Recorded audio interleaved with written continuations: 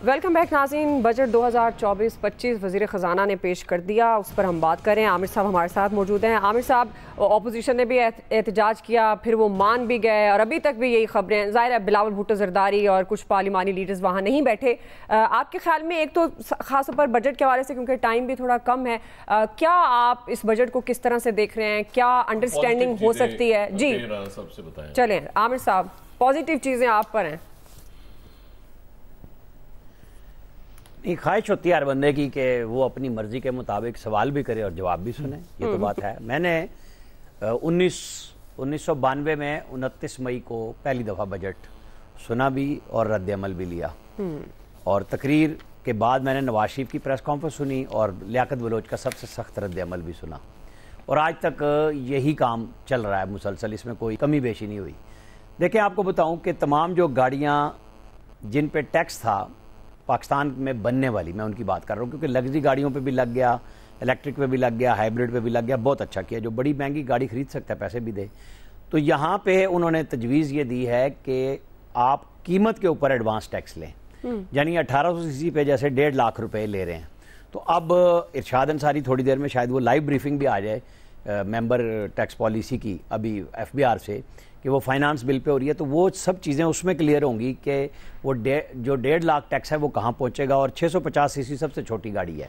तो कीमतों में चूँकि इजाफे 2 साल में इतने ज़्यादा हुए हैं कि 60 लाख वाली गाड़ी 80 लाख पे चली गई है, 20 लाख वाली गाड़ी 35 लाख पे चली गई है।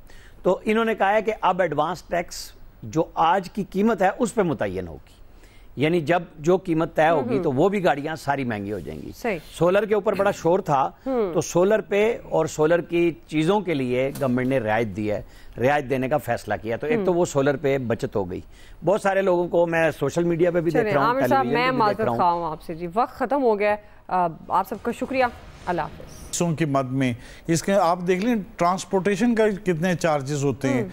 आप देख लें लाहौर में तो पब्लिक ट्रांसपोर्ट ही नहीं है। जो भी कोई बाहर जाता है उबर वगैरह या जो कोई बड़ी करा के टैक्सी वगैरह करा के जाता है तो उसको ज़्यादा एक्स्ट्रा पे करना पड़ता है। सही। तो इसी तरह जो लोगों की जो सैलरी है उसमें बचत तो इनमें तो पहले ही नहीं है, तो इसमें उसको ज़्यादा कोई देखने में नहीं आ रहा कि कोई बचत होगी उनको, क्योंकि हमारे यहाँ मुल्क में बचत का रुझान भी सबसे ज़्यादा कम है। सही है, और वो सिर्फ घरों में ओवरऑल भी रिफ्लेक्ट कर रहा है। शकील रामे साहब हमें ज्वाइन कर चुके हैं, आमिर इलियास राना साहब हमारे साथ मौजूद हैं, किसान फाउंडेशन से हमें ज्वाइन किया है महमूद उल हक बुखारी साहब। मैं आप सबको खुश आमदीद कहूँगी। शकील रामे साहब, मैं थोड़ी सी अंडरस्टैंडिंग के लिए फिर उसके बाद मैं दीगर मेहमानों को शामिल करूँगी।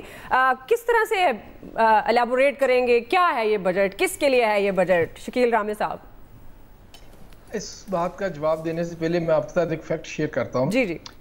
लास्ट ईयर जो कि गुजरा है अभी, उसमें हुकूमत ने 120 बिलियन रुपीस की टैक्स कंसेशन दी है इनको, यानी कि टॉप ब्यूरोक्रेट्स को, जजेस को, उनकी पर्क्स पे टैक्स छोड़ के।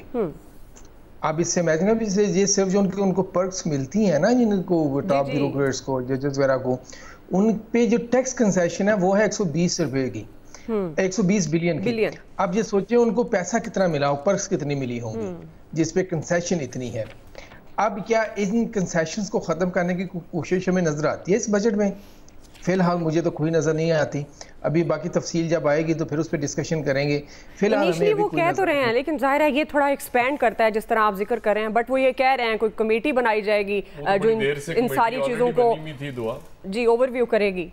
शकील साहब, अब उस कमेटी में भी लोगों को मजीद पैसे दिए जाएंगे कि आप ये काम करें, बाहर दी एंड वो कहेंगे जनाब ये बड़ा मुश्किल टास्क है, इसको ख़त्म कर दें। ये रिफॉर्म्स को जो किए जाते हैं ना, हर दफ़ा हम करने लगे हैं, ये कई सालों से हम सुनते आ रहे हैं, जो बात वहीं की वहीं खड़ी है। अब देखें, जब तक आप बेसिक डिसीजन नहीं लेते, जिसको हम कहते हैं सख्त फैसले, वो नहीं लेते तब तक कुछ नहीं होने वाला। हमारे हमने जो सख्त फैसले डिफाइन किया वो ये किया हुआ है कि बिजली के बिल बढ़ा दो गरीब लोगों पे, गैस का बिल बढ़ा दो, पेट्रोल का बढ़ा दो, ये हो गए सख्त फैसले।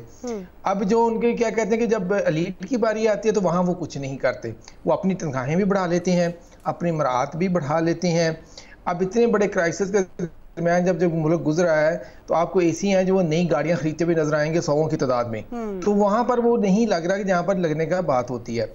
दूसरी बात, अगर किसी मुल्क की आपने ग्रोथ ड्रिवन करनी होती है तो आपको प्रोडक्शन सेक्टर को उसको पुश देना पड़ता है। प्रोडक्शन सेक्टर होता है आपका एग्रीकल्चर हो गया, इंडस्ट्री हो गया, जो मेजर 2 प्रोडक्शन सेक्टर है ना, इनको अब लास्ट ईयर में हम देखें तो हमारी जो कि लार्ज स्केल मैन्युफैक्चरिंग है वो -1 है उसकी ग्रोथ, और टेक्सटाइल जिसको हम बड़ा सेलिब्रेट करते थे जनाब, जो बहुत बड़ी है, उसकी -8.3 है जी।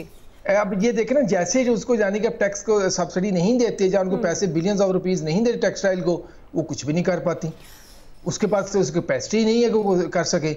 जब उनको पैसा मिलता है तो आप ऑफशोर कंपनियां नजर आती हैं, पैसे वहीं के वहीं रह जाते हैं। कभी आपको दुबई लीक्स, कभी आपको विकी लीक, कौन कौन से लीक्स की बात करेंगे आप, या पाकिस्तानियों का नाम नहीं है।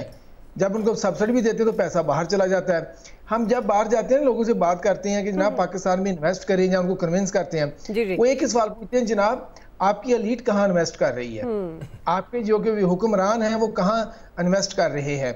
अगर आपका मुल्क का सिस्टम इतना ही अच्छा है तो आपके मुल्क के हुक्मरान क्यों पैसा बाहर लेके जाते हैं, पहले उनको बताएं फिर हमारी तरफ आए। जाके पुश की बात कर रहा था, प्रोडक्शन सेक्टर, एग्रीकल्चर सेक्टर के साथ हमने सतीली माँ को भी ना 100 से मल्टीप्लाई कर ले, वो सलूक करते हैं हम। हम एग्रीकल्चर को देखें, अब इनको इनपुट से शुरू हो जाए, खाद जब लेनी होती है तो किसान जूते खा के खाद लेता है। ये कितनी में हमारी, यानी कि मैं तो बड़ा शेम है, शर्मिंदगी है ये हमारे लिए कि जो बंदा हमारे मुंह में नवाला डालता है हम उसको इस तरह धक्के देते हैं। फिर जब वो सारा कुछ खा लेता है बेचारा, मार खा खू के भी सारा कुछ करके अपनी फसल लेके आता है, तो हम कहते हैं अब इतनी कीमत हम आपको देंगे। हम कास्ट ऑफ प्रोडक्शन को कैलकुलेट ही नहीं करते कि उसकी कास्ट कितनी आई है। अक्सर ये होता है कि अगर कास्ट 1000 रुपये आई है तो हम उसको कहते हैं 700 रुपये बेच दो। जब उसने इनपुट लेनी होती है तो हम कहते हैं मार्केट फोर्सेस हैं जनाब, आप मार्केट आए, हम लिबरल इकोनॉमी है तो मार्केट में इंटरफेयर नहीं कर सकते। जब उसने अपनी प्रोडक्ट बेचनी होती है, हुकूमत बाज जनाब इससे बाहर नहीं निकल सकते। तो ये दोगलापन है। दूसरा जो इंडस्ट्री है उसमें यानी कि देखिए हमने SIFC को बनाया कि हम बिजनेस एनवायरनमेंट ठीक करेंगे, और उसकी वजह से फिर हमारा क्या कहते हैं कि हमारा यानी कि इंडस्ट्री आएगी, इन्वेस्टमेंट आएगी। अनफॉर्चुनेटली कि जो प्रॉब्लम थे वो सारे SIFC में भी है। सही। मतलब ब्यूरोक्रेसी प्रॉब्लम था, SIFC को ब्यूरोक्रेसी डोमिनेट कर गई।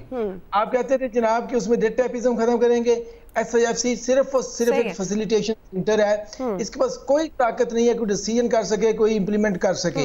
असल तो मसला यहीं पर आता है, असल मसला यहीं पर आता है। आप बहुत सारी इस्लाहात की भी बात करते हैं, जब प्रैक्टिकली आप उनको एक्सरसाइज ही नहीं कर पाते तो फिर वो इन इस्लाहात का फायदा। अच्छा, जो इस्लाहात मौजूद हैं, यानी जो हमारे सिस्टम में कुछ अच्छी चीज़ें मौजूद हैं, खासतौर पर जब हम मईशत की बात कर रहे हैं, तो हम अनफॉर्चुनेटली उनको भी उस तरह से प्रैक्टिसाइज नहीं कर सकते हैं, और फिर हम हर नए साल में यही बात कर रहे होते हैं जी, पावर में ये बिजली चोरी को ही ले लें, बहुत सारी ऐसी चीज़ें हैं जिस पर वाक़ईतन काबू पाना चाहिए लेकिन नहीं पाया जा सका। इसको कंटिन्यू रखेंगे, अभी एक क्विकली ब्रेक है नाज़रीन, ब्रेक से वापस आते हैं, यहीं से कंटिन्यू करेंगे।